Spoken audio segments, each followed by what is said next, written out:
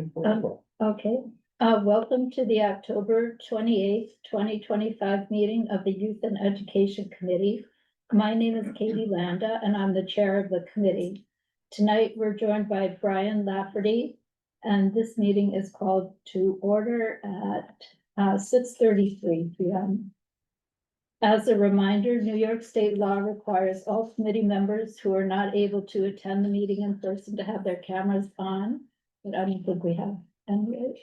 We don't have any members. And members of the public who are attending virtually, you can raise any questions or comments that you have through the Q&A feature of Zoom. And members of the public who are here in person, you can raise, hello. You can raise any questions that you have by raising your hand. If there's time following the committee's discussion, we will field questions from the public. Kate Kennedy has volunteered to take minutes tonight. Thank you, Kate. And we will now take attendance by roll call. Brian Lafferty will conduct the roll call. Thanks, Katie. Committee members, I'll call your name. When your name is called, please say present. I'll announce if there is quorum. Kyle Hyde is not joining us this evening. Stu Desser. I'm right here. Thank you. Kate Kennedy. Yeah. Thank you. Rabia Iqbal will not be joining us this evening. Katie Landa. Here. Thank you. Sandra Lepto. Here. Thank you. And Kevin O'Keefe will not be joining us this evening. With 4 of 7 members present, we have a quorum. The agenda for tonight's meeting was distributed ahead of time by the board office and is reflected on the screen before you. If there is no objection, we will adopt the agenda. Members of the committee, if you object to adopting the agenda, please raise your hand.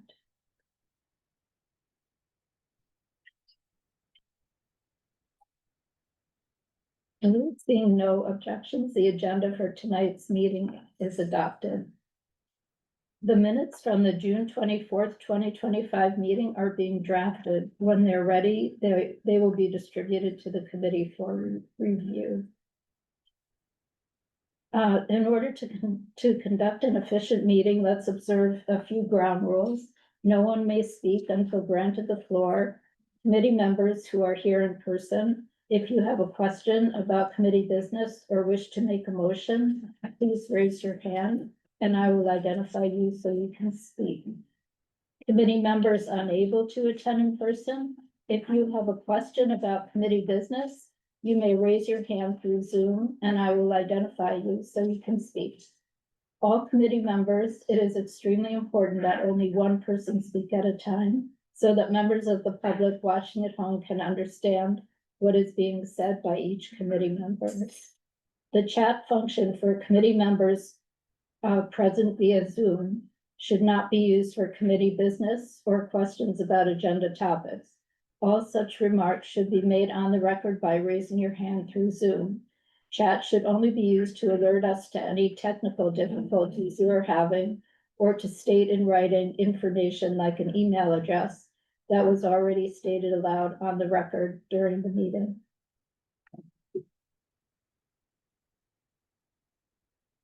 Okay, so we can just move into the agenda. So this is the first meeting of this year.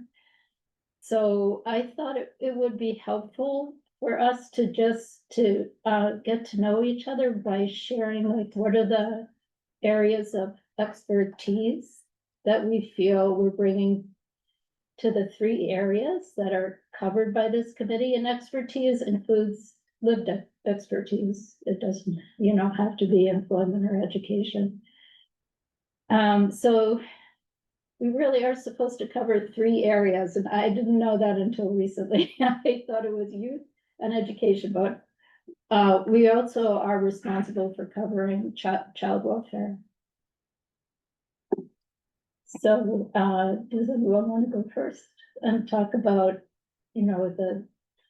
what they're bringing to the committee in those areas? Can we volunteer you? Okay. All right, well, because I am ancient and this like has been sort of the focus of my education and employment history. I've got like a long list of stuff. So I was a teacher. I taught middle and high school social studies in Massachusetts and also at the graduate level in public policy and social work. I'm a parent of a child with a developmental disability and so, but again, my son went through the system in Massachusetts. But I think that, kind of, trying to get the services and supports that he needed at school gave me an appreciation of, what it's, of the special education system. And then, professionally, I've worked a lot in the area of the transition of youth with intellectual and developmental disabilities from high school to integrated life in the community and especially like integrated competitive employment. And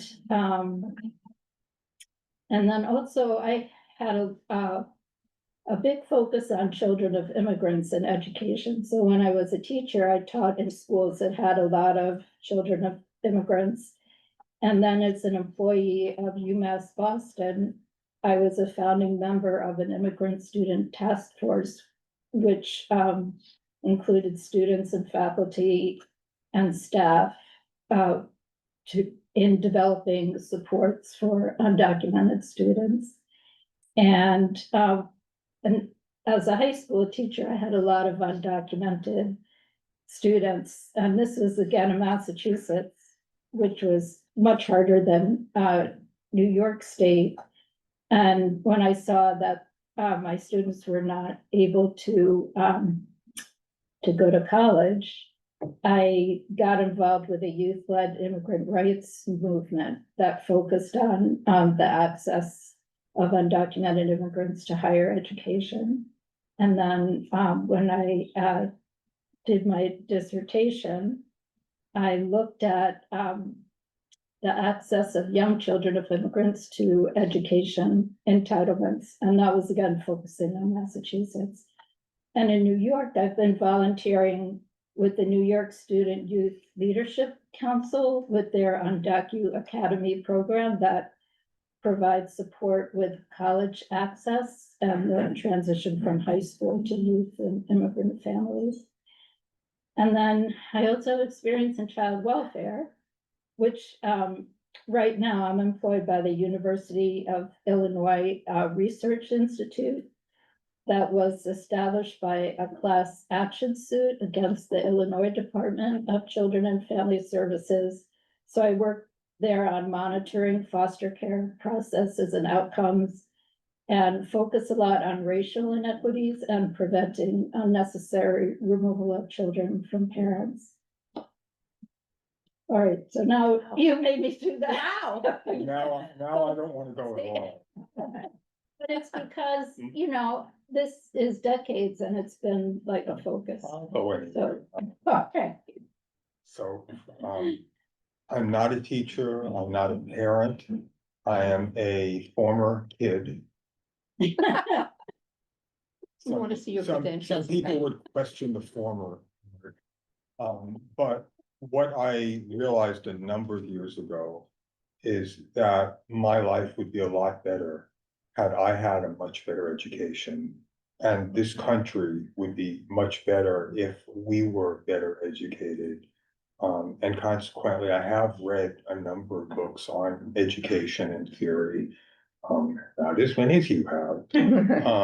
And so that's basically my interest here. I think it's probably the most important, compared to public safety or public health or this is just this encompasses everything. If we get this right, we can solve a lot of other problems.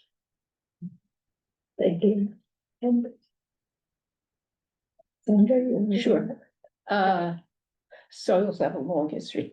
But mostly I the only part I'll talk about is I've been on the faculty at CUNY at John Jay College it's been just about 50 years now. So I've been through the whole transition of what happened. And I was a product wasn't called CUNY then, it was just the individual colleges. So I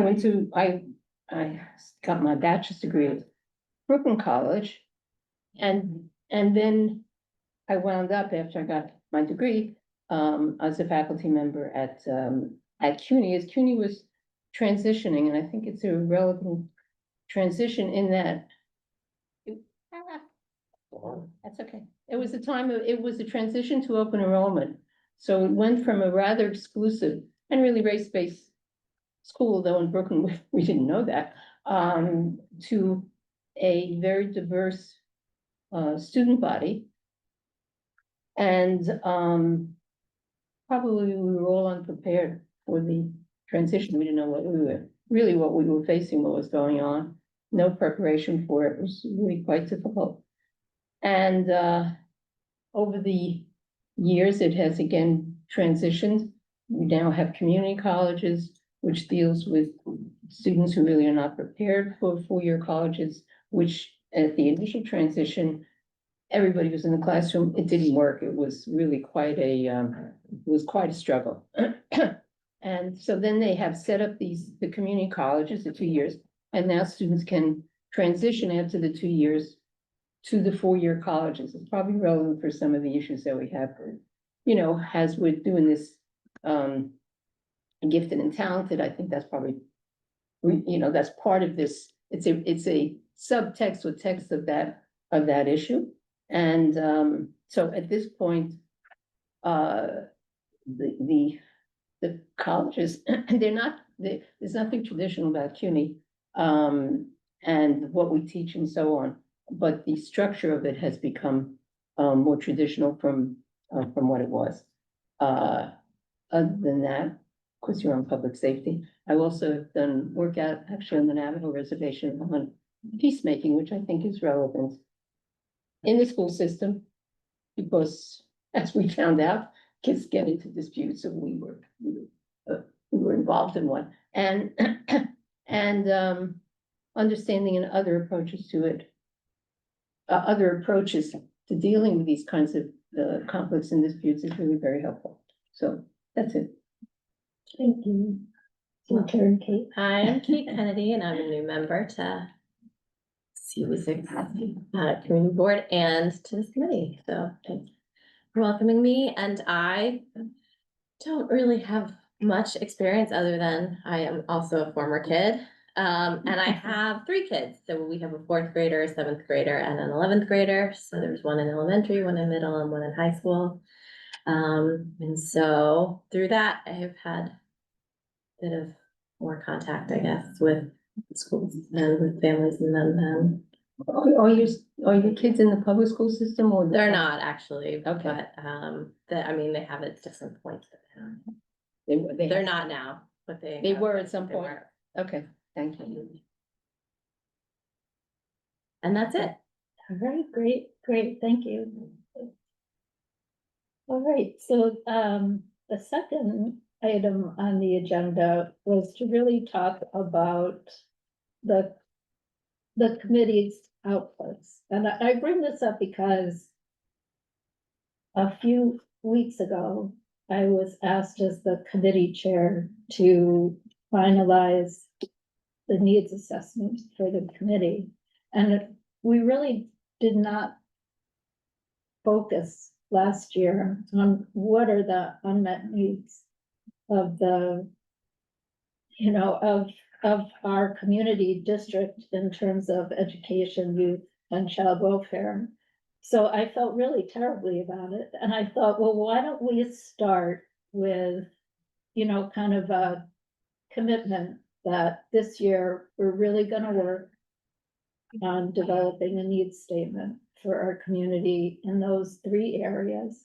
And so, that's one of the important outputs of the committee is this needs statement, because it is a part of the budget process. And then,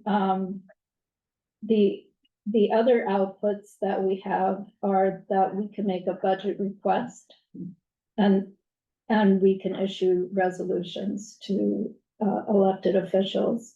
And I think that, you know, as we work on identifying unmet needs in our community, we will get sort of, you know, kind of evidence-based ideas about what are the budget requests we want to make, what are the resolutions we want to pass. So that's, you know, kind of how I'd like to organize the committee. And I thought, you know, maybe we can start in the beginning by making a commitment to which of our 3 areas we want to work on for the year.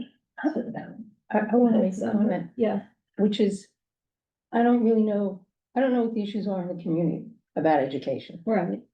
There are 4 women here. Yes. My guess is you're all parents. Yeah. Of course, I don't know what you're doing here if you're not, but that's okay.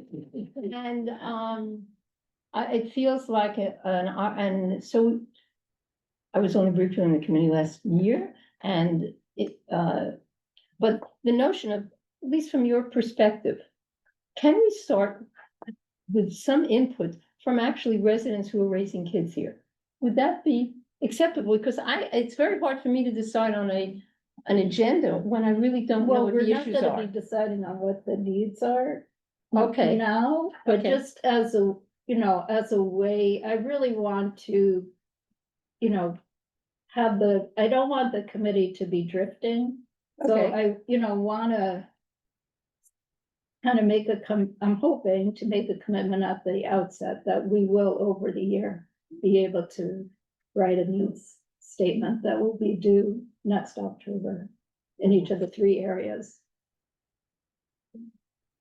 A statement So, of the needs of the areas, what would this statement be yeah, about? well, it has to go, I think we it are, goes with our yeah, budget. yes. It's a budget statement? Yeah, so the budget, I guess, when it's submitted, there's a needs statement and there's like a graph from each committee about different needs that they've identified. I'm on the And budget cap. committee, so. Okay. So I had And a little cap. insight to that. Yeah, it's And- something that has to be produced. I don't have a copy. Can you bring it up? Yeah. So could you then email each of us I- one of those, so we Yeah, have I an idea? did send everyone on the Mhm. committee, our section, the youth and Right. education section, because we had to submit it by October 27th. So I asked everyone to look at it and see if they There was an wanted to make attachment changes to yeah. last. Was year. it, So link, Yeah, was a Yeah. link? Okay, I think I, oh, link Missed to it. a Google document, okay, then I missed it, sorry. yeah. oh, maybe it was an I attachment, think there's an actually. attachment, Whatever, It doesn't it was, matter. it was one of those things. Yeah, but I think. yeah, So just since I've been in one budget meeting, that there seems to be a lot of kind of recycling of those statements year over year, and not a lot of not a lot of. thought. evaluation to reassess if this is still Yeah. appropriate or accurate. So I think it's wonderful that we're trying to, and also I don't believe there were a few line items for budget or capital, lines from this committee, but there were very few, so maybe that's also. something Yeah, to and it think wasn't about. something that the committee really worked on. It was something that John Keller has a lot of expertise in education and had been involved with this committee, and through his connections with, I think, parent-teacher associations, he kind of, you know, came up with those budget requests at the end, and no one in the committee really had a role. So this is Sandra, Okay. the statement that we're required to make every October. And it's just, yeah, what we were doing is just sort of rubber stamping Right. and amending a bit what had been done in the previous year, but nobody had really evaluated or had anything to bring to it substantively. It's So easy yeah, to do nothing, yeah. yeah, so what I wanna do is like really dig in and really understand you know, what the needs are, and talking to people in the community is definitely part of that. We will definitely hear your voices. And are you saying that the needs are structured around the budgetary request? Is It's that how a part of the city budget process where we submit, a narrative about needs in our community in Mhm. each of our areas, so youth, education, and child welfare. Then we can submit, either capital, budget requests or smaller amounts for capital items. And, yeah, that's it. And that's the budget process. Mhm. Okay, thank you. We're supposed to react. to Yeah, I somebody. mean, I think this all Yeah. sounds very Yeah. reasonable. Do you have Okay. any, you know, if I'm gathering that the idea is that I would say like, I'm really interested in education versus child welfare, and so I'm gonna focus on that. Yeah, But then what, like, how do we typically work to then dig in to an area? so we haven't. I Okay. did the housing committee that I was on last year, did a lot more Mhm. of that, like, you know, really trying to understand what was going on in the community with housing in a lot Yeah. of detail. But we really didn't do that last year in this committee. And, so I think it's important. And so what I want to do is have people like accountable Mhm. for at least, you know, one Sure. section of the three for the needs assessment, so that, we make some, you know, then make some progress on it. Okay. I'm just gonna give a Yeah. little counter to that, because I have been Okay, on housing for a long period, and we don't do a whole lot on the budgetary requests are there, and there is a formalism. I think the first one on the list is affordable housing, which comes up every year. It's always top of the list. Nothing happens, right? I mean, so and so it's good. It tells us what the concerns are. But in terms of the action, and I guess I think of the committee in terms of action, it's not necessarily, so I think what we really struggle with is, I think you got on later on, I can't remember when, at some point you got on the housing committee, we really struggled. And we've struggled for a long time to decide what is it we actually want to work on, right? And so, the needs itself doesn't tell you what it is you actually care about. And I think we're finally coming to a model that we're working on to decide what we care about, what we think are the issues in our community, and where we want to put our efforts in working on those, on a few of those picks. But it actually didn't come out of the budgetary concerns, because the budgetary has a kind of formulaic quality to it. And I think at this point, we're at the housing committee now, we are now working informally with another housing committee, another community board, housing committee, trying to determine what are the issues, the housing issues that we, as a committee of the community board, it can consider addressing, and also with some of them working in partnership with another or other community boards. But so I can only tell you from the struggles that we went through, it was a long term in coming up with what are things we can actually get into, and what the budgetary concerns may not overlap with the concerns are in the community. But again, I don't know enough about the budget so the needs myself. statement is not a Right. it's not a budget narrative. It's a This is- statement of what are the community needs in Okay, each right. area. But that needs statement becomes part of the city Okay. budget process. How have we established that? I mean, do you know how that needs statement got established?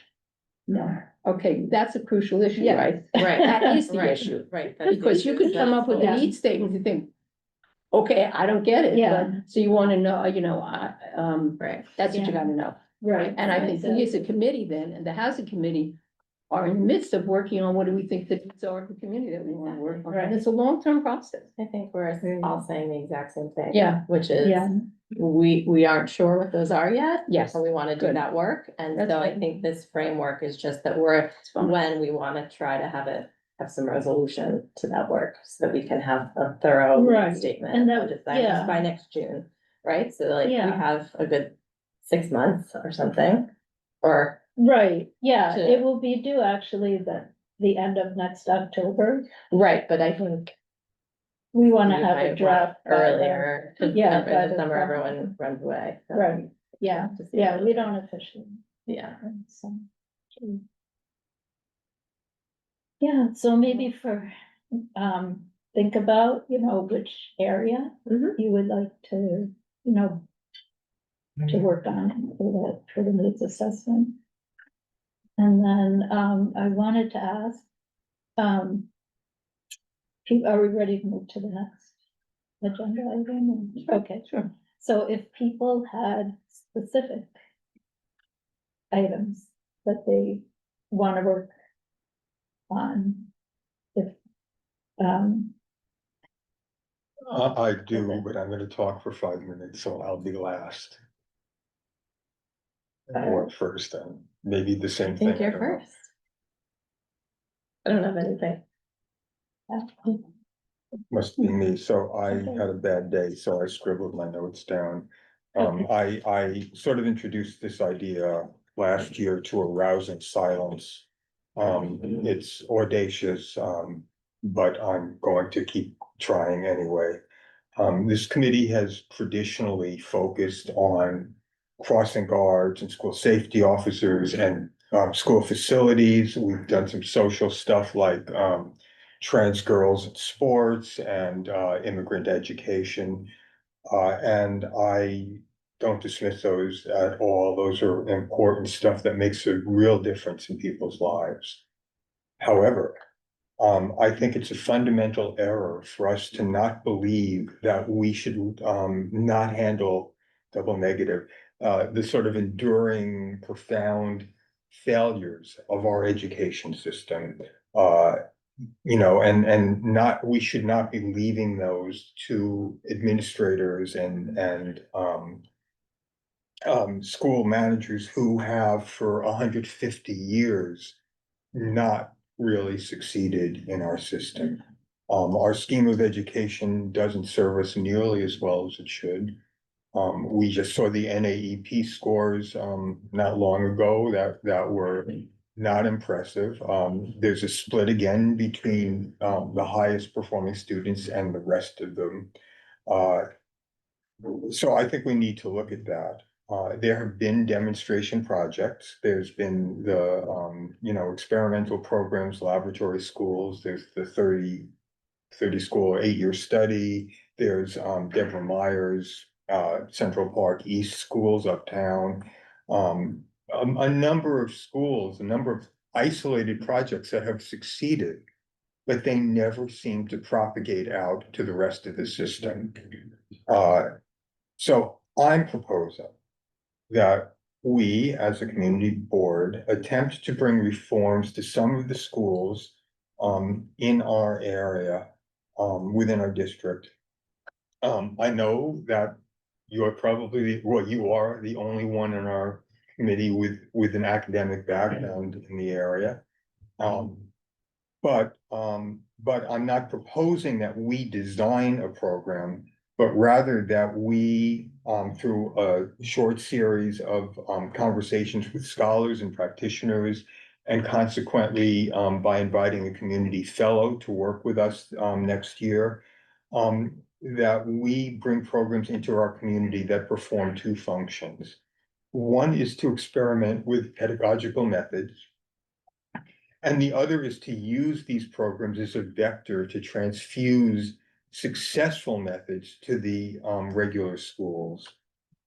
So one of the scholars that Katie likes and pointed me to, and whose book I looked at, is Linda Darling Hammond at Stanford.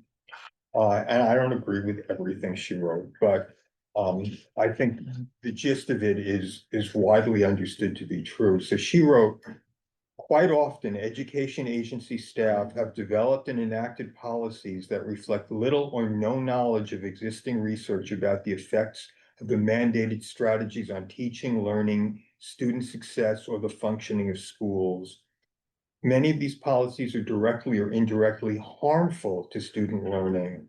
This occurs because there are few strong vehicles for ensuring that educators, including principals, superintendents, and other education agency officials, know about teaching and learning research and how to use that research skillfully. I think that's exactly correct. She wrote that 25 years ago, but I don't think a lot has changed. So my proposition is to invite or encourage response, whatever you want to call it, several experimental after-school programs that would reside within the buildings in our district that would that would invite students in those schools to volunteer. They wouldn't be guinea pigs. They would however, because anyone in the program would be advantaged over people who are not in it. So there would be divided between what we call an experimental and a control group.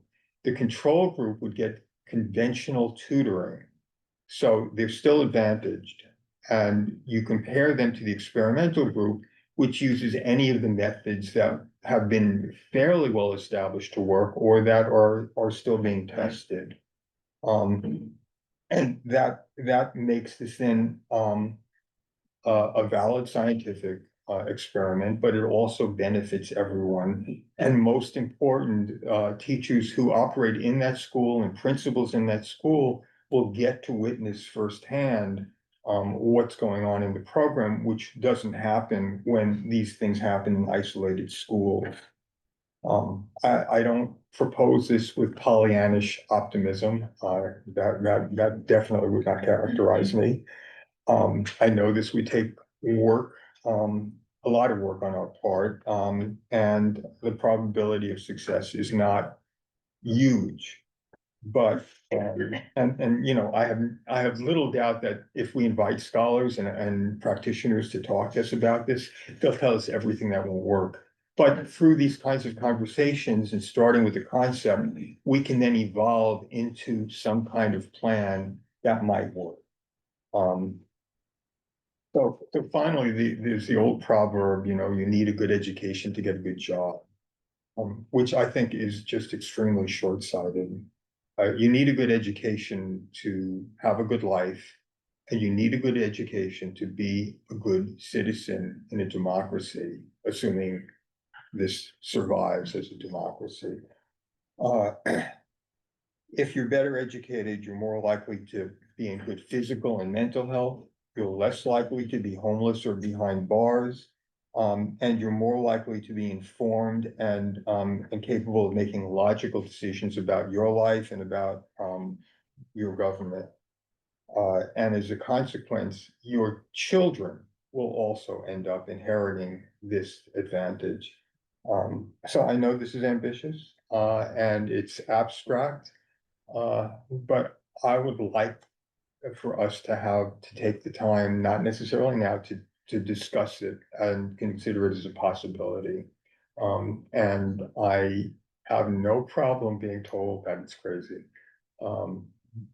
Because sometimes you have to go that way. And that's it. Thank you, thank you. So I propose that what we do, since we're at 7:07 and we have so many people online and people here, that we think about this for our next meeting and bring it up at the next meeting again. Is that it? That would be great with me. Okay. The fact that I wasn't just knocked down is Okay. one step forward, so. Alright. And I've also noticed that there's a street on Roosevelt Island called Unnamed Street. Is that real? That's where you put this entertainment in front of us. I just haven't noticed it anyways. Okay, great. So we'll put that on the agenda for the next meeting. I think I'll just quickly raise something too, and Okay. it's not quite as ambitious as, couple things that certainly the issue of, internet access and the use in social media in schools is a major problem, and I don't know what it's like here, And that's something that really disrupts classroom learning, classroom community. So that's one thing I know I would like to see addressed. I think the lack of also social community in terms of physical outdoor space in our public school system, in our community is a major problem. We don't have any parks. We don't close down streets, so there's no opportunity for interaction really in socials, in sort of publicly social spaces that we really need. So that's two of the issues I'd like to see addressed over time. And, And the gifted and talented, but we'll just throw that in. okay, Because that's a loaded issue. okay. Okay, my idea started with my, interest in, children of immigrants' access to education. So what I thought about doing, and this came up because last year we talked about, I think I had asked the committee to consider, a resolution supporting, I forget what it was called, but the bill in the New York State legislature that tried to make New York State a sanctuary state in the way that the city is, with the, not sharing the data with ICE or supporting ICE. And the response was that this doesn't, but does this affect our community? And I thought, well, that's an interesting question. Because our community is, Black and brown people are very much underrepresented in our district, and our median income is like twice as high as the city median income. But who goes to school, the schools in our district? And also, there can be a minority of people who, are really affected by the anti-immigrant policies and climate. So I was thinking about creating like a committee, sort of like an offshoot of the Youth and Education Committee, like recruiting students, parents, teachers, counselors, administrators, and exploring this question of the access of immigrants' children to education in their schools. But then I realized I was talking to Sandra about this, and I also was thinking that, maybe it shouldn't be like just for exploring this one particular question, but for really identifying, to try to identify with the people who are involved, are like, what are the issues in the school that they, would like to be addressed, because there are many other issues like homeless children, integration of special education students, diversity, class size, curriculum. So, and some of the issues that you're bringing up as well. And so this kind of almost like, community-based research committee would then like report back to this committee. And I guess a year ago, I don't know, as I get older, time compresses, but we, this committee passed a resolution asking the Adams administration to stop moving immigrant families every 30 days. And we heard from parents, and we heard from teachers, and this was disruptive, not just to those kids, but to everyone in those schools, who were upset, because they meet this kid, their friends for 30 days, and all of a sudden the kid's gone. So that's, I mean, a very significant, I think, educational issue. I would like to put it a little bit, I think one of the issues, and I've noticed is true in the community board committees, is that we have our own agendas. And I think what's really helpful is to reach out to the community and find out what their agendas are. And so what I would say is playing off of your comment, I assume they still have I always knew it as parent-teacher association, that may be the wrong term. But there are parent associations, I assume in every one of the, let's just do public schools. That we should figure out a way of meeting with representative or a couple of representatives over a couple of our meetings to get an idea of what are the issues that the people who actually got their kids in the schools think of as issues. Otherwise, we deal with our own issues, and I think that's a Right. mistake. Okay, so I would like to suggest that we contact each of the public schools in our district and have representatives from the parent associations come and tell us what they see the problems are in their schools, and start with that. I mean, I would just say, like, I know that there are 7 of us on this committee. But it still seems like not a lot of people, given the number of schools that are in our community board. So my recommendation is rather than it be a subcommittee work, like maybe this is our work, and we can split the schools Mhm, in terms of initiating conversations and contact. okay. You're saying not to have a parent representatives come to our meeting, but we reach out to them, it's just like. Yeah, well, it could be both ways though, right? I mean, they're not gonna know to come to our meeting unless we say, hey, we really would Oh, love yeah, to yeah. hear from you. Why don't you come to our meeting? How many public schools we? Right, but that's why I'm No, saying, like, curious, maybe yeah. we, right, like, so if let's say I do. Let's say there are 50 schools and there's 7 of us, so we each take, 50 schools. I'm just trying to do some easiest Yeah. math, right? So we each take 7 or 8 schools, and so you have to outreach to those 7 or 8 schools in the next 4 months. And have meetings and then bring that feedback here rather than invite 50 representatives from different PTAs to this meeting. Do you have any idea how many schools were in this district? Yeah, there's a list that I mean, I it's shared in- with Katie. Yeah, It's it not is like 50, about 30. but Oh, it is a thing, wow. it's a Yeah. Because it's elementary, middle and Okay. high, right? Yeah, well, I think we should do early childhood and And then like being, post-secondary as well. yeah, and District 75 is in our Yeah, community as well as Right. schools in District 2, so it's right. combo. Mhm. Maybe we take a representative sample of schools. Maybe, Well, I propose, Maybe that's a because, you know, start. Random sample. maybe that's a start. Random sample, yeah, because we have all these people here at the meeting, like, I Yeah, think that's- we should, you know, just Yeah. get these ideas out and Yeah. then discuss them Okay. later. This is great. All right, so the one other item I wanted to talk about is our November and December meetings, Mhm. because they were both, like, the November meeting was really close to Thanksgiving and the December meeting was really close. It was like the day before Christmas Eve, I think, so I thought that's not gonna work.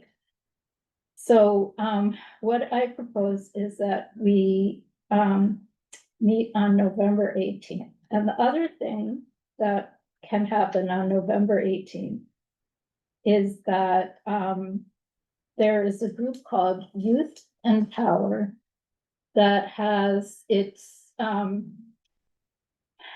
what this group is the Children's Defense Fund, and then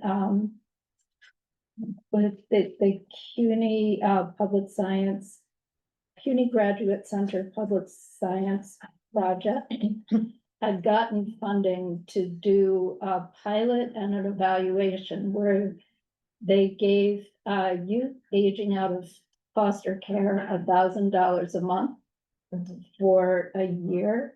And then they involved the youth in evaluating, in both designing the evaluation and carrying it out. And they did like just a really beautiful job. And they thought the program was very successful. And now they have a bill in the legislature.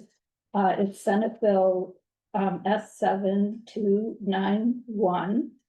And they have So the bill is to really do the same thing, but statewide for 3 years. And to also, for the state to hire an evaluator to evaluate it.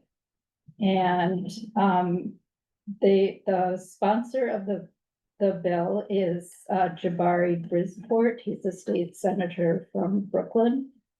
And it's co-sponsored by a state senator, from Rochester, Jeremy Cooney, and by Julia Salazar, who's a state senator from Brooklyn as well. So, there is a possibility that we would write a resolution to get, other, senators and assembly, people to co-sponsor the bill. And, the youth and the evaluators are very excited to come do a presentation to us on the 18th. Is that okay? If we're trying to establish what our priorities are, I would say we stick to deciding what our priorities are rather than going in that direction. I understand it might be important, but as I listen to us tonight, we have interests and we're trying to figure out how we can find out in the community what the interests are. So Well, I this would would like be to. a 20-minute presentation, and then we can also Yeah. discuss other items. Well, but then we're doing resolution and so on. I would like to, if this is a choice for the committee to make, but I'm just gonna put it, compare, the issue is, do we want to develop a needs assessment for ourselves and stick to that? And that's gonna take time and thinking. Do we wanna pick up something that will do resolution, et cetera, but that will also divert us. So, and we're a very small committee. So that I just am putting that out there as a choice point, as a choice. And however, I think differently. I think Sure. that we should let our interests develop dynamically or organically. And then our broader agenda will be informed by what we sure. come across. Right, and the needs assessment is like a year-long project. It's not something we Sure. have to do first. Okay. Okay, I guess I understood it as what the committee will be dealing with this year. So maybe I understood the goal, the goal, what's the goal of the need assessment? Because I thought that would be what Because will we have structure to. us. work. That's a product that we're expected to produce. No, yeah, but I thought, my understanding was that development would enable us to construct our agenda for the year, what we want to deal with. Right, on an ongoing basis. Yeah. There's not like we do the needs assessment first and then we deal with what we think is important. Right, no, I got that, but that Yeah. was my understanding why we'd be doing this, okay. And there's Thank you. also the question of effectiveness. I asked the executive, who reads these needs assessments or community needs statements. And the comment was that people do read them, so maybe there's some value in them. Some resolutions are just, just statements of ambition or something, but some of them may actually have an impact. Sure. And so I think we need to kind of weigh where we go based on what will actually have an effect. Yeah. As opposed to I just, think doing something like bringing this to the attention of people and asking them to post that is something that's very, very doable. I agree. It's like a concrete thing. Well, I mean, I guess what I'm hearing is like we have come up with some good ideas that we'll explore at the next meeting about how to really attack education, which is a really big thing. But I don't think we have a ton of ideas about how to tackle youth welfare. And this sounds like maybe one thing we can do on that, to that end, maybe, and, I'm not sure what. But those were two of our areas of focus, right? Yeah. So. Maybe, I'm not opposed to it, but. Okay. Amenable. And then the other date that looks good is December 3rd or December 9th. Look good, but I thought December 3rd is a Wednesday and December 9th is a Tuesday. Oh, So I thought it's better for us to choose the Tuesday. wait, what's the The full board eighteenth? Is the meeting. eighteenth the Monday or just? It's a Tuesday, Oh, okay. yeah. Oh, that right, would be we our meet on Tuesday. November Yeah, yeah, meeting. got it, okay. Wait, November 9th? No. Oh, it's December, November December. 18th, Yeah. and then December 9th. For the November and December. Is there a full board meeting in December? Wouldn't Yes, be it the would be. 10th, then the Wednesday? That sounds right. Okay. So it's the second Right. Wednesday. Yeah. How does that sound? To people? Whatever I wrote in the. Fine. Okay, yeah, survey. yeah, those are Survey. good, those are good. Just three. All right. So Brian, is there anything that we need to vote on, or can we? Okay, Vote on. all right, so let's, turn to the parents who are in the room. Is there someone who would like to go first? I can go first. Okay, Thank you so much for hearing us out and giving us a chance to be here and talk. We are all parents of children in Salk School of Science. It's a middle school. And we are here asking for help for our school. Salk School of Science is not just a school, it's a labor of love, built and sustained by dedicated teachers, students, and the community. It has earned recognition at the highest levels, including the Blue Ribbon Award and the Motive Award. These are honors that celebrate its excellence in education and commitment to community service. This is a school that represents the best of what public education can be, and its success is not accidental. It is a result of years of dedication, partnership, both between the parents, the teachers, community, and the students. In June of this year, first via social media and then a town hall meeting, we were informed about a potential merger between Salk School of Science and Morton 75 on the west side. This was proposed as a solution to meet the new class size mandate. While we deeply appreciate the DOE's commitment to reducing class size, this cannot be at the cost of dismantling a school which has long been a model of excellence, innovation, and community. Such an institution should be preserved and celebrated, invested in, grown, so that more kids, more families, and community can gain from it. We were concerned. We conducted a survey in the 7th and the 6th grade families. 97% of the respondents were strongly opposed to the merger, expressing a clear desire of Salk to stay independent, and preferably on the east side. The students signed a petition separately, asking for the same. Since then, we also launched a petition on change.org, calling for an independent Salk, ensuring that the school can continue to thrive and serve as an example of what public education can achieve. We've also met a lot of elected officials, and some potential locations have come up, which could house a new Salk in its own building.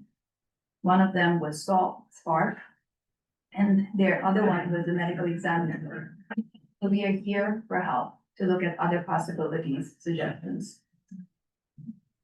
We ask for your support from the DOE, support from elected officials and our wider community in our efforts to protect and save Salk. This is not just a school, it's a legacy of collaboration between educators, students, and family, a model worth strengthening, not dismantling or merging. Because we all know, no matter what we do, when we merge two institutions, we lose a part or the entirety of each of them. Thank you for your time. Can I have your name, please? Preeti, Preety. T-Y. Chawla, CHAWLA.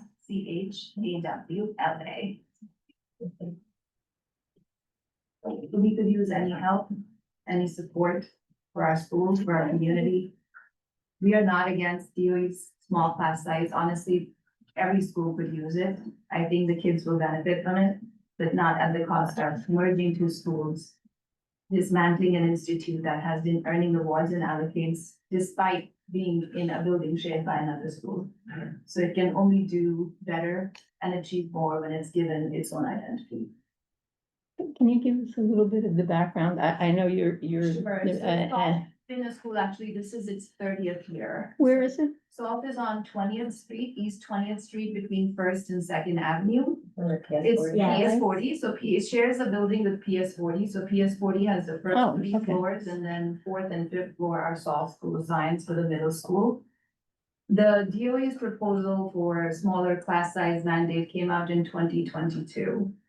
For the next 3 years, nothing was done or said, and then in June suddenly came a proposal that we can pick this school up and put it in a building all the way on the west side and merge the two schools, which was very surprising to the families who had, now with the lottery system, we all decide schools based on, of course, the academic performance, what the core values of the school are, but also a lot of us decided based on where we all live and what we wanted. Salt to us is not just an Eastern school, it was here thrilled. I'm a proud parent of a 7th grader, and I'm hoping my younger one can go to the same school. So we are just trying to see if Salt can get its own building, preferably on the east side, because this has been a community that has invested into Salt, and Salt has been there. So that's what we are hoping for and trying to achieve. We've been talking to the DOE, we've been talking to some other elected officials. So we are here to represent our school community to see what we can do together to ensure Salt stays Salt and Salt stays independent. And would you, the other part, you mentioned that it had to do with having smaller class sizes. So what does this have to do with the merging? If there is a building, there's 2 schools in the same building. At PS40? PS40. Okay. So if they need to create more, because PS40 is a zone school, and so they have a lot of students going there. So if they only keep 23 kids per class, they need to have more space to accommodate all the kids, so they need more classrooms. So Salt cannot stay in that building. Oh, So they said, okay, we have a school on the west side where the enrollment has been low, so why don't we just merge you and put you there together? So again, we are not against any school on east or west side, we just want Salt to stay Salt because it thrived as Salt. I don't know if I can jump in, but, two very important points. The first being in touching on that this came about in this law was enacted in 2022. And, you know, I mean, I love New York City schools. I had 3 kids and then, you know, have gone through the public school system, and I'm a huge believer, but we all know that there's a lot of administration and morass, and it's a very big system. So it's not only that nothing was said to the families until then, but nothing was said to the families. The word got out on this Stuytown parents message board. And what has persisted between June and then has been essentially chaos. We're not here because, you know, this is like, there's a playbook of how to do this. We're here because we were, as parents of the community, and especially, you know, I'm a parent of a 6th grader in this community. So I chose the school because of its values, the strength of the education. It's a warm hug of a school and its excellence. And we found out after getting in that there was a possibility that it would move. But we found out through these message boards. And in addition, what we were thrust into was essentially this huge rumor mill.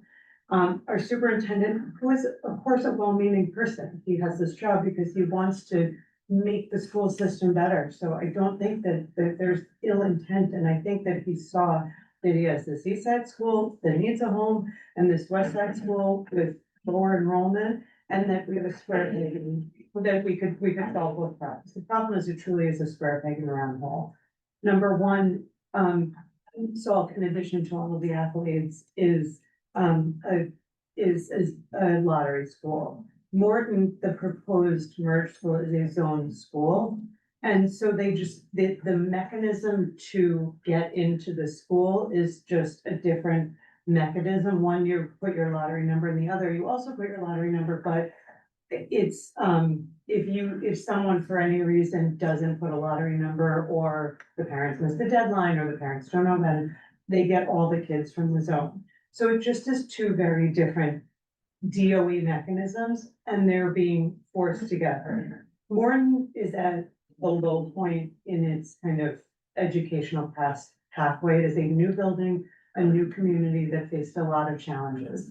They, at the moment, have a very passionate group of parents, and they are trying, and a new principal, and they are trying to rebuild their zone school. It is a priority for them to remain zoned, to remain the community, to build the community that they have. And it is a priority for Salt to remain the community that we have, and the geography happens to be important. So while from an enrollment on paper position, it may look like that's a good fit, but neither community wants to be merged with the other. Salt wants to remain Salt, and Morton wants to remain Morton. They have a building, they are, best foot forward, building their community, and we are best foot forward, trying to talk to anyone we can about where we can find our new home, which is what brings us here. This is a state law that is being handed down to the city and handed down to the DOE, and somehow the way it was handed down to us is that it is a superintendent level problem to solve. We were offered things that are only within the purview of our superintendent.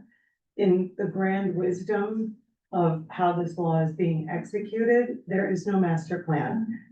Seems to be no DOE level working group. There seems to be no thought going into, I can't imagine that in a school system as large as New York City's, that we are the only school community who is being moved out of their building, but somehow there's no larger plan. So we, as parents who are passionate about our community, have enlisted help from basically anywhere we can get it. And so we come to, having spoken to different representatives of government and exploring these specific options that we can mention, and hoping that we can kind of work within the community to find an east side home to maintain our Salt school. I should also just mention, we're in the middle of enrollment season, and so I personally know a number of neighbors that live in East Side Town that want to apply to Salt, and this has pretty much made Salt at the bottom of their list because of this, because of the uncertainty that, Yeah, it's a rumor mill. I mean, it really, we're being given very little in terms of concrete information. And other than we'll be out, but it might be 2 years and it might be 3 years. Of course, with the new mayoralty, we don't know who's going to be the chancellor anyway. So that obviously affects this, but as new families come in, they look at our wonderful community, look at our wonderful, leadership, look at the, all of the accolades. But they think to themselves, but wait, what's gonna happen to my kid in 2 years, in 3 years, and and the uncertainty is really moving Salt down people's list, and we're worried about the future of this community. And one good example, of a similar situation, it was a few years ago, it was Clinton. Clinton as a school, and I think the parent community and the teaching community, they went to their board, and they went to the DOE. They were able to get a new home for Clinton, and Clinton has thrived because they believed that the school they believed in their ability to continue to impart education and build on it. And not only did they build on it, they have thrived, and now they are up to a high school.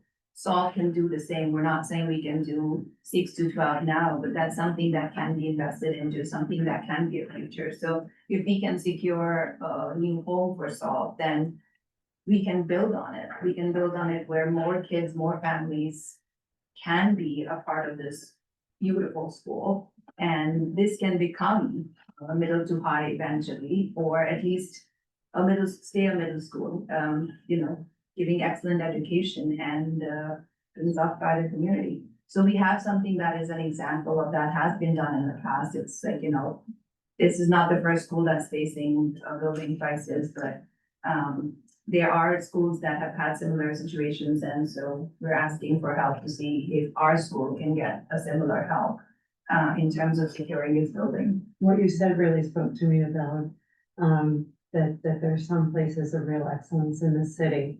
And the model is to open it up to more students. And that we don't get to, even if that's happening in one building, and that's what we're really hoping to do.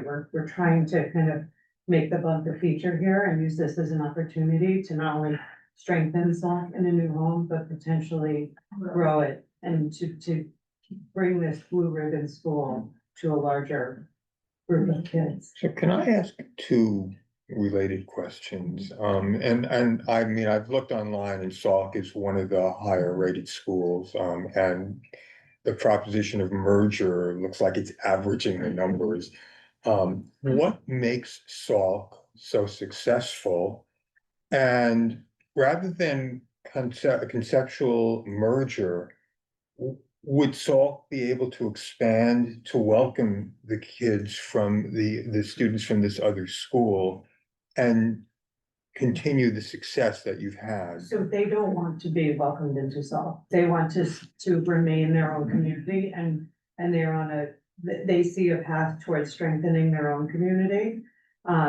And so when it was presented to them that that was an option, they were as resistant to that idea as we were to have a merger. So, while we do want to expand and remain on the east side, that particular merger and that kind of operational means of growing our school was not of interest to that community. Another thing was it's a zone school, so I think from a building standpoint, it would have to stay what we were told. Again, I'm not in the DOE, I don't know, but like that building was constructed for a zone school in that neighborhood, and that can't change because they needed a zone school in the neighborhood. Can you explain What the is- difference between a zone school and a lottery, So it's a zone school for a district, so anybody who's within this. in that district, and the lottery in by? If you apply for, like, Anywhere. rank the schools, and then based on your ranking, you get into the school. And what's Anybody the, can apply within District 2 to all district schools, but you can't apply to zone. Like, to the zone schools, you're guaranteed that you will get it. okay, thank you. And where is this school, the other school? It's on the left side. It's where is it? West It's in Village. the West Village. Okay, thank you. On Okay. Warren Street. Got it, okay. We thank also you. did a survey and it was like 40 minutes to every family, an average of 40 minutes to every family.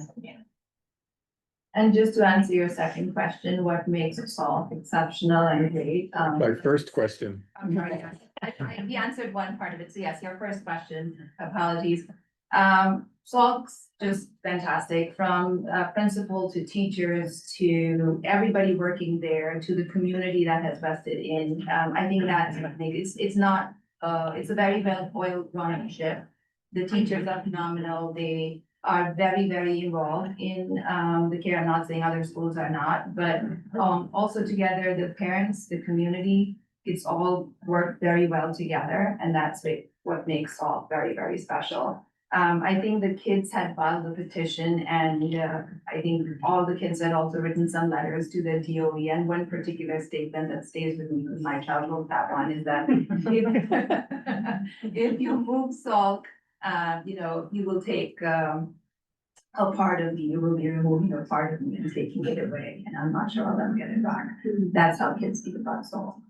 That's what SALT does. It's not just a school, it's their home. It's a second home. I It's just think that. also to elaborate on your question about, why is SALT so successful? It's a place of academic rigor, and the motto there is rigor, warmth, and fun. And I think that the teachers and the school community really lives up to that. There's also no segregation in learning there, which is also critically important. And so all students are expected to rise to the challenges of the academic rigor. And it had been a school where you needed to have certain grades and other rubrics to get in, and it was changed to lottery.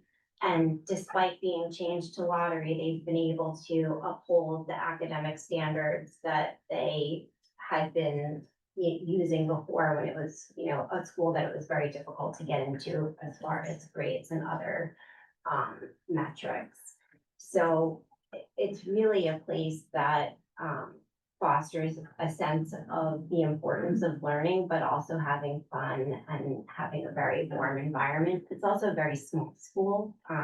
We don't have many students. I think there's like maybe 130 per grade. So it's a small community, and it really allows for wonderful learning. Your point earlier, you know, this is a gem within the district and should be celebrated and held out as an example of how to do education the right way, and really, you know, something you can examine as to how education can work. And so we're very passionate about trying to keep that as a model instead of, you know, changing it into something that it's not.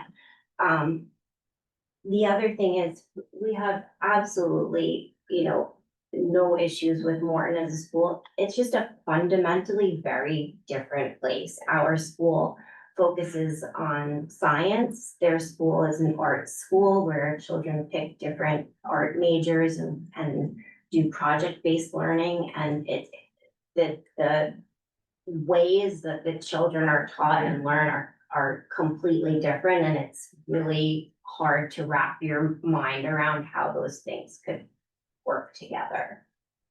And Salk used to be a school where it used to be a screen school.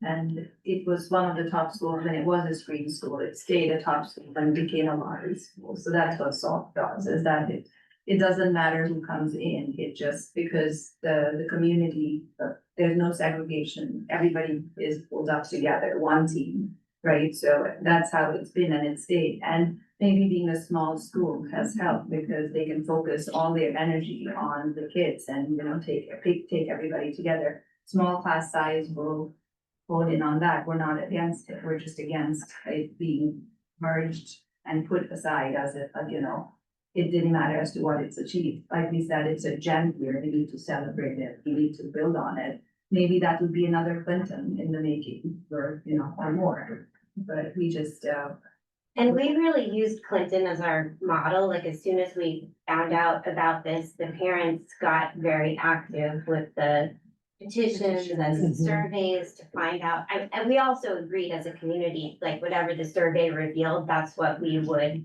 go with, you know, and it came back that 97% were opposed to a merger. But we used the Clinton model, and we went out and started talking to politicians, and we went out and started to try to find other spaces in the neighborhood. And we've been working all summer towards that, and that's why we wanted to come here tonight, so that we could ask for some additional help. All of the politicians we've spoken to have been entirely supportive of helping us with this. Katie, there's a hand online. Yeah, so Yeah, can I ask a question first? Oh, sorry. Which is that, and you may not know this yet, it sounds like the OE has not been particularly forthcoming, but it sounds as if your class size, given that it's a smaller school, fit within the current mandate.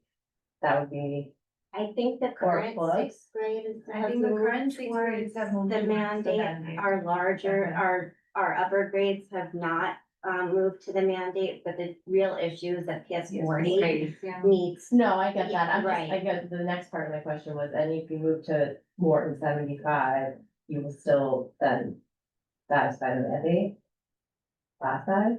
Well, Like it's the a merger school goes that through, because it's under enrolled, the capacity is about 800 there. And they, and they haven't enrolled in that. They only have 40 children enrolled for for their their sixth grade class. class. I'm also, sorry, but I'm gonna, Sure. I'm trying to be a bit, I didn't know about something. I'm Leslie Sloan, Leslie, Uh-huh. Sloan, Slone. Okay. Alexandra Marquez, MAR2UC. Rachel, RACHEL, Wu, WU. You'll be getting junk mail from us forever. We love it. We're pals with everybody these days. We have a hand up from. That's people actually that are our PA attending president, online. that's our Oh, PA president. Yeah, Oh, Right. okay. So, Yeah. one question I have that maybe someone, as we go through other people who are attending the meeting is there a specific thing that you would like us to consider doing? Yes, Or we're like a sing. new building. a new building sounds very easy, yeah. Right, well, Exactly, we can help can, with. So a new building, and I will say, so as we work with, I mean, I think that it's gonna take all of us rowing in the same direction, and I think Yeah. with the help of the politicians, we're working on identifying a space Well, that's. So in particular, Brad Hoyland, we had a meeting with him and he said that he would assist us in getting on the budget. We've also talked to Harvey Epstein and Keith Powers about Spark.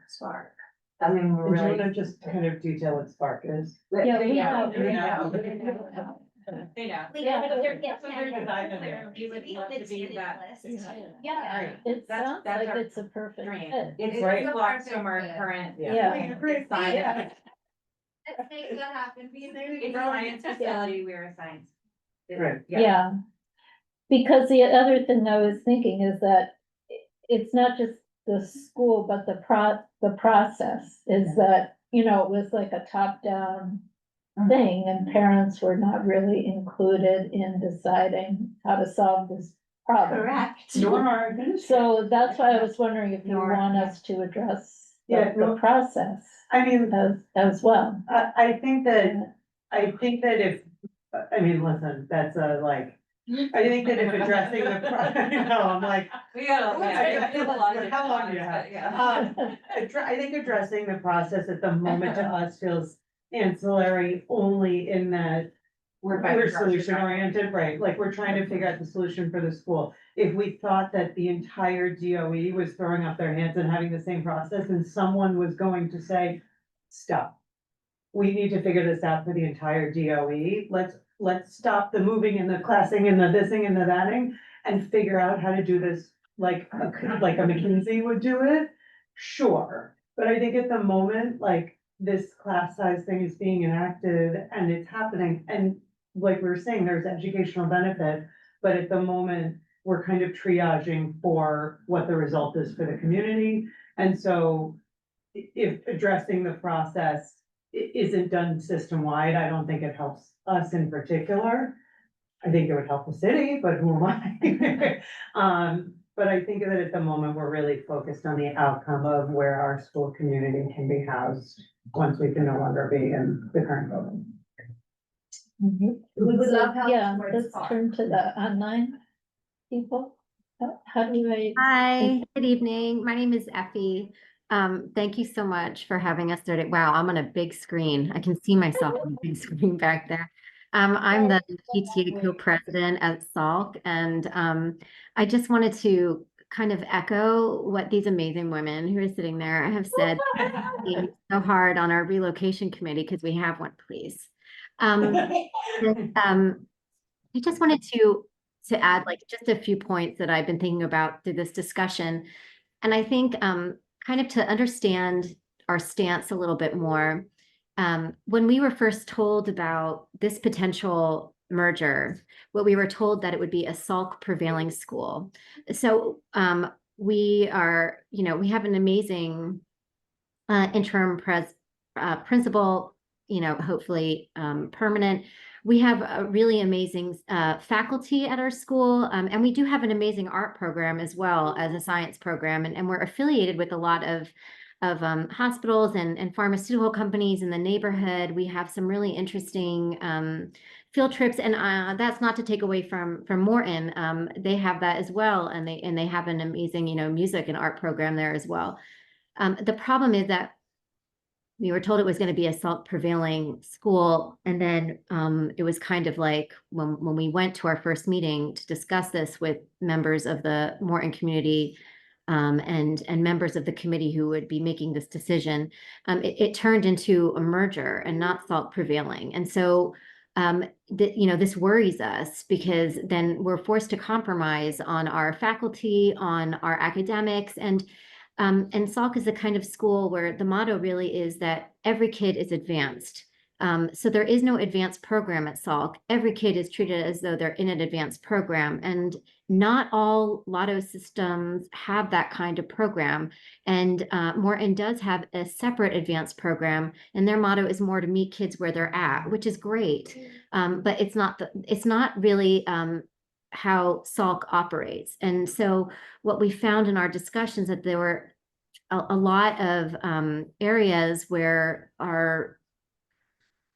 we don't really mesh, and then to learn that it would be going from Salk prevailing, where we're not even allowed to say that anymore, to merger, it kind of takes away from the impressions that we were given about possibly moving to Morton. And I understand that Morton is a huge building. I've been there, I've toured it, and it's a beautiful building. And aside from being on the west side, it's just how do you make that work, right? Because what are we compromising? Are we compromising on our leadership? Are we compromising on what we prioritize in terms of academics, and how we want our students to be taught? And also there's a reason that we put Salk where we put it when we were given our Lotto number in order to get into it. So I think that's kind of something to keep in mind about why we're pursuing this. And on the other hand, we are pursuing it. We are working really hard. Alex, Leslie, Preeti, Rachel, we've got, and a lot of other people who are either on this call, or at home watching and enjoying some wine. We've all been working really hard on this. And so I guess what I want to know is, if we came to you with some suggestions, if we spoke further with people about possibly overtaking the old OCME building, the coroner's, the medical examiner's office, or Spark, is this something that you would be willing to engage with us on? And is it possible that we can learn at some point what the current plan is, or what the plan is going to be? I think those are questions I have. I don't know if you can answer them. I don't know if there's a further conversation to be had, or if you would like us to submit proposals for particular areas or buildings in the area, or if you have some ideas that would keep Salk independent, so that we can kind of move forward with our the way our academia and our education is kind of taught, our model. So do you think that DOE has plans that they're just not sharing with you? Yeah, well, we've got a lot of different things. And yeah. We're Kind of. thinking, we don't know. Right, I don't mean, know, I would like, say what we we've would. been surprised many times, like, it's almost like every time we have Yeah. some kind of an interaction, we get some kind of different information Different information. that we were not expecting. Different information at different times, like one-on-one meetings, something will be said, and then in a meeting with Morton, or in a meeting where there's more than one person or one-on-one, then something else is said. Then when we meet with Morton, something else is said. Or when I speak with Harvey said that they have said that we will not force a merger, but then he puts it back on the table, and it's really. It's very distressing as a parent and a part of the community that, like you said, just to back to you, that they did not involve us or our children or the school administration, and it's just like, okay, this is a merger, here's a building, here you go, that's it. Kind of thing, so, of course, work so hard, I think they deserve it. To add to that also, and and I applaud Morton because they have been working, they have hit the ground running. They've got shoes on the street. They have set up an email, you know, just for parents to ask questions about their school. They're proudly wearing their shirts. They are out there and they are building community again, and they are trying to increase their numbers. We are kind of in a limbo here. And so we would like to know what to tell parents, but what I think we would really like to know is, if you're willing to consider options we put forward about potential locations, if you're willing to advocate for potential locations we put forward, so that we can kind of, so Salk can remain Salk. What we would like is the potential for Salk to remain Salk. Yeah, I think, you know, we would like to stay in touch with, you know, with you and to, you know, understand the proposals you develop. We can also have some of our own discussions.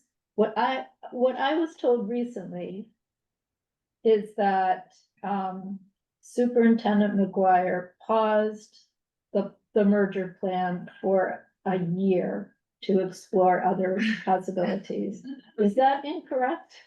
No, that is. He told us 2 years. He told us, yes. Oh, okay. Initially, it was told 1 year, but you know, again, the incoming parents sort of know it's up in the air that, you know, there's something that's gonna happen, so they have to move. But when the current students, the current sixth graders, they need 2 more years in Salk. So initially, we had asked the DOE that at least every student who's currently enrolled graduates, that the move should not happen because families were not informed of it. It's not fair. For example, my son's in sixth grade, he's a Right. brand new Salk student, so when we made the choice and when we gave, you know, we had a pretty good lottery number, and when we marked Salk as our first choice, there was absolutely nothing in the ether about this move.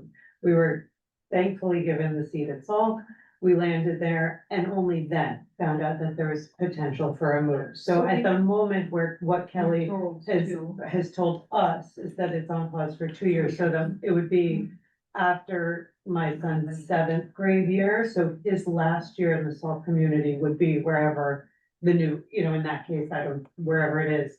So one of the things that we have asked is that the current sixth graders, so that we push it out to 2028. So that the current sixth graders can remain in this building throughout their tenure at Salk. You know, the challenge being right now, as we're doing tours, we have nothing to tell parents who are looking at the Salk community in any direction. The like buzz in the world is about this merger.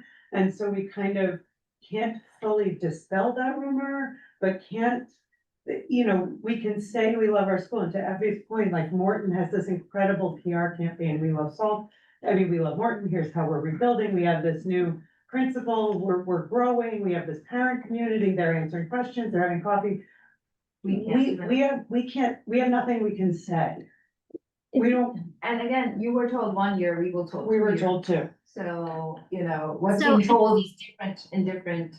There's a question in the room. If I can just, while you're looking at the question, if I can just add in, the language is interesting because it's saying that the merger is on pause for a year, but it doesn't say like merger, right? So what we would really like to do is explore alternatives to a merger during this pause. And so what we want to know is basically, we're going to run out of room regardless, right? The new law took effect, and PS 40 has to make their classrooms smaller, and we're going to run out of room because we haven't capped the amount of students we're bringing into the school. So something has got to give. What we're wondering is, can you help us find a building, or do you prefer that we come to you with possible locations, and is it possible that you can help us? Broaden up the question, Yeah, even I like, think what you- are the yeah. mechanisms? Yeah, I think it's a fair, I think partly the issue is what we as a committee have access to. You know, would we have access to locating a building? Well, Finally have something to do with Beth Israel. yeah, well, I don't. Needs to. Yeah, but I mean, We'll take it. Yeah. And this wasn't in We would- Kelly's. No. So that was the. No, I mean, Harvey mentioned the old medical examiner building. He mentioned Spark, those are the two things that we were kind of thinking about, that we're not sure how to push forward to actually get any kind of movement on getting attached to, but we're open to, but we would like to stay in the area. is Okay, our- but then all the other questions, which of the government officials you've met with has actually, is willing to work with you? And you get sort of the specifics. I get the impression Harvey Epstein said something, but then he sort of changed it. I couldn't clarify. Sorry, no, he relayed something that was then. Change, something got changed. Not, it was, yeah. Yeah, okay, so certainly one of the issues is who in government is has a you have a commitment from, that can push this forward. That gives you a certain power. The question certainly I agree is what power, and I don't know the answer to this, is what power do we have? Maybe we can, we can support you, but I don't, again, I would be, I would love to know what you thought when you came to us, what you hope that we could do with you, for you. And by the way, it's a terrible story that has to be told. That's all I'm left with, which is, well, the notion is that these kids are all doing well in the face of all of these issues of special classes, blah, blah. And you're saying, by the way, we did something, and you're about to have that really upended. And that's a story. I mean, unfortunately, I think newspapers, I think the city, I think getting it out, getting that story out there seems so important. I'd get in touch with the education editors for one, right? Because you want this story told. And there's a change in our city government. I don't know if the city agent, I mean, I'm a little confused because I don't know the level. I don't know who DOE is responsible to, or is this a state issue? Oh, I don't know the structure. State law. It's a state law, but in the end, who is DOE accountable to? Is it the state officials? Is it the city, the city officials have less invested if it's not, they really can't do anything on the city level.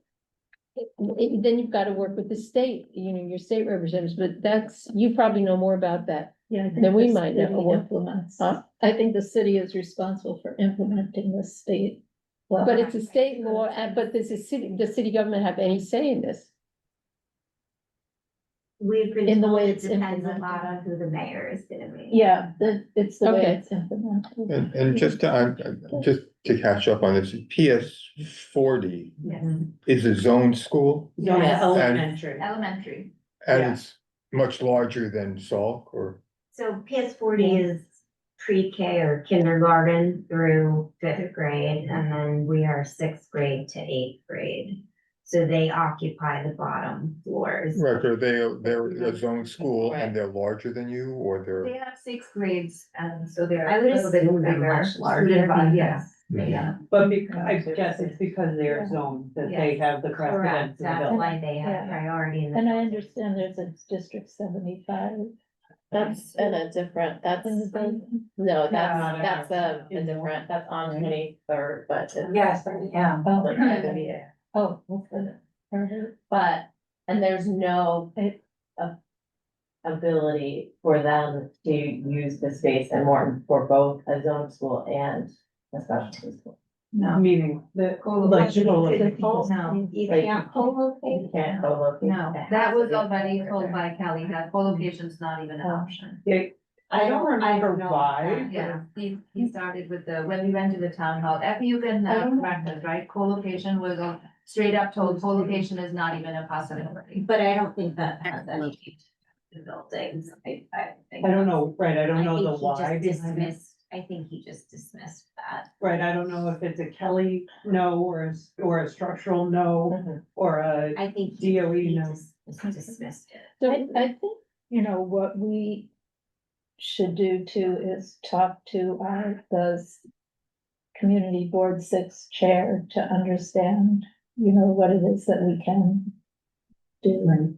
But You can follow up, you can Yeah, come up with with- some locations and you can discuss it with the chair, and then you Yeah, can see if you yeah. can help us with them, and certainly Spark brought out a unanimous yes, so we'll take it. Yeah. Yeah. Well, I think it'd probably be helpful for us if Oh. you, It would be to move it perhaps 2 a years. temporary spot Yeah. while Spark is, Yeah. and so we've been asking if there's room for us at Washington Irving campus. To see if there's any space Or there. we can give an temporarily. exemption until then, because, we can be exempt saying that the space is Spark is being worked on. and- Right, like the PEP is well aware that this is gonna take some time for schools to come to compliance, so while it's saying that we have to be in compliance by 2028, it's also, they are well aware that there are actually going to have to be new construction projects, and the DOE did not push this forward. Yeah. It's kind of dragged their feet until the very end here, and so it is gonna take some time. Hours. wait, let me just ask you, have you written any of this up? Because it's so detailed and so on. Yeah. So do you have the statement, and do you have a couple of proposals that you would like us to think about that we can? Please don't give me a It book that's appears, frightening. No, yes. no, go. What we can do is I'm very happy to leave my So our contact intention- information in the chat if you'd like. I can leave my email address and cell phone, and I'm Yes, sure these thank ladies will leave their contact information as well. And even if you want to, and I'm not trying to be bold here, but even if you want us to join in the conversation you have with the chair, or if you want us to have a conversation afterwards with the chair of the committee, we'd be happy to do that. We'd be happy to talk to you again if it's easier to have our contact information. We don't all have to show up, but there are four of us here. Like, I'm sure a few of us can be present if you want to. That would Yeah. be great if we had your contact information. That's fine, and we can Yeah. also work on proposals for particular locations such as Spark Mhm. or the Office of the Medical Examiner, if that's something that you would like. And maybe if you hear about availability of buildings in the city that you think would be suitable for a location for Salk, we'd love to hear your ideas as well. But I will put my contact information in the chat right now. My No, email. if I understand that, are you saying that what your primary interest in aligning with us would be us helping you find such a facility? Is that the primary issue? So because there are a lot of issues involved here. I think it's help in finding a facility and then also advocating that we should have a facility and, really, we've kind of thought Spark was an excellent Okay, fit for us, so if there's a way to advocate that we could be a tenant in that space, I think that would be extremely helpful to us. so it might be also helpful to us if that came out as a state, maybe it's in here, I don't I know. don't think so. I Then think that would be that's helpful just for us to enough. know Yeah, and we what can- exactly you would like us to help you Sure. with. Yeah, Then we can that would be send something terrific. in writing about, and, if, I guess a question to you is, where do you see you could help us the most, or, maybe to help us formulate our request, it would be helpful to know where you think you might be able to have the most impact. Yeah, It's- that's where I think I'd really like the input of the Okay. chair. Yeah. Of the CV6. Yeah. So, I think that would be helpful to us Yeah. in our writing, so we know yeah, how best to coordinate and hopefully work together on this issue, which is obviously very important to us. so we should, Okay. Brian, should we get some of the other people? I'm sorry, you said you looked at Washington Irving, or you, Well, we looked at their numbers, but we can't seem to get anyone to push that. Oh, you're- there's like 6 schools in that campus, right? Their capacity Yeah, to I'm gonna have house to leave in a few minutes. Yeah. Looks like this is gonna go on for. There's space. for Yeah, that. okay, no, it's fascinating. Yeah. What From my a- last yeah. semester. I was just gonna say, like, you can see the, like, kind of how we've been like flying blind and, Yeah, like sure. moving through the darkness and looking for any option we can. So we kind of come to you as like as we're gathering friends. And to save our school community, Sure. hopefully keep it on the east side and find a building. So, and this is, these guys know every time I'm like railing about how can this be a thing that we ourselves, like, you see, like, we happen to be a community that has these parents who are interested and motivated and have it in, but like, how can we be the only school community facing this? And if every school community that is facing this is having to, grapple in the dark like we are, it's just bananas. And have you been, and I don't know that they're helpful, because I'm not that familiar with them, but have you been to the Community Education Council? Yes, we have been to the CEC meetings. We've been attending the CEC meetings. And Does anyone know how many middle schools there are in community boards? Or they're off the district, I mean, just because it strikes me that we're losing a middle school on our. Yes, that is actually something that came to mind for us. I believe there are two. So we keep down to one. Right, there are 6 through 12s in the community, but just strictly like a middle school, I believe it's just us and Brew. Yeah. And Brook is zoned school, so that's the neighborhood school that accepts everybody from the neighborhood. Right. does everyone at Salt come in at sixth grade, or do some come in at seventh grade? How does that work? Even unless they're They're like transfer. individual transfers, sixth grade is the entry point to the primary, like 95% of it. And can people join the lottery from anywhere in the city? Oh, yeah, or- yeah, Yeah, yeah. okay.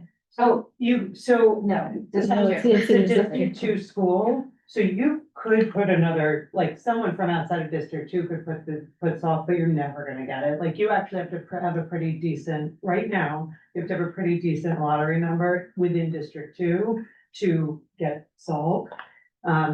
Because it is a smaller school and it is sought after, et cetera, and we'd be different this year,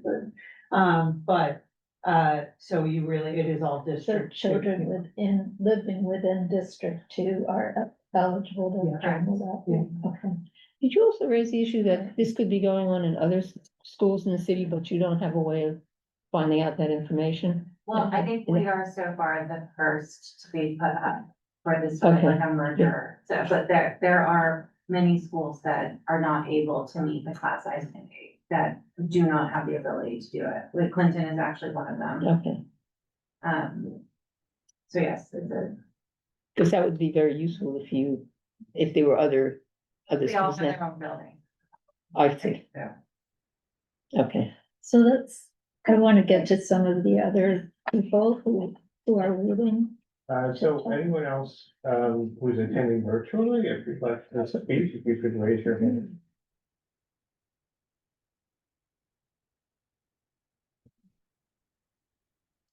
Let's see, if there any sign. With our other groups or something. Mr. Stein, if you'd like to speak. Hi. So thank you for giving me the opportunity to speak. And I'd like to thank my my colleagues and friends from, excuse me for the background noise, if you're hearing any background noise. And I'd like to thank, excuse me, I'm so sorry. I'd like to thank everyone for having taken part and really supporting everything that's going on with Salk. And I really thank you for your participation and your help in all of this process. And I really hope that you give us the assistance that everyone here has been asking for. And I really apologize, but I won't be able to address you for an extended period of time.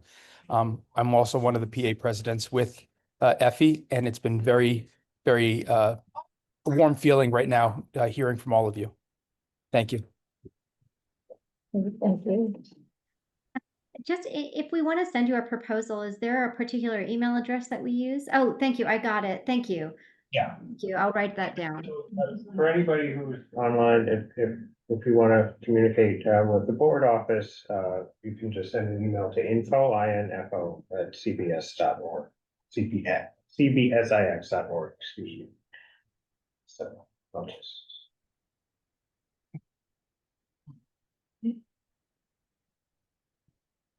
Thank you so much. You.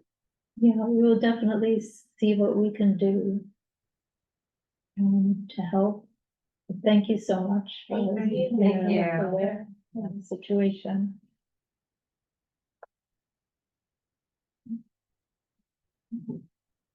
And, are there any other members of the public who would like to speak? You can just raise your hand.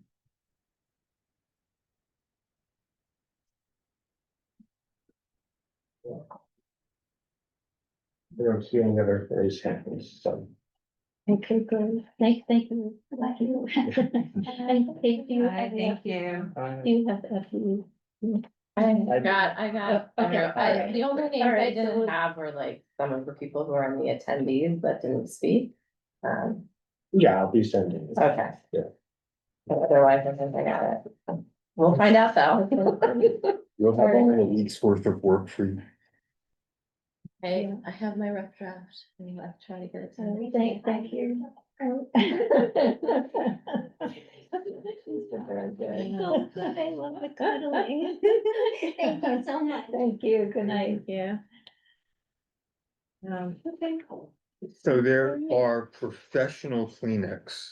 Oh. They have to go to That's too school. bad. Yeah, they have to go to school. They have to, do they get minimum wage? I mean, my goodness. Okay, cool. So Well, that's interesting. It really we'll meet. Are we at- still meeting? dovetails with your, I'm sorry? it just sort of dovetails with your idea Yeah. about, maybe they should get a professional evaluator.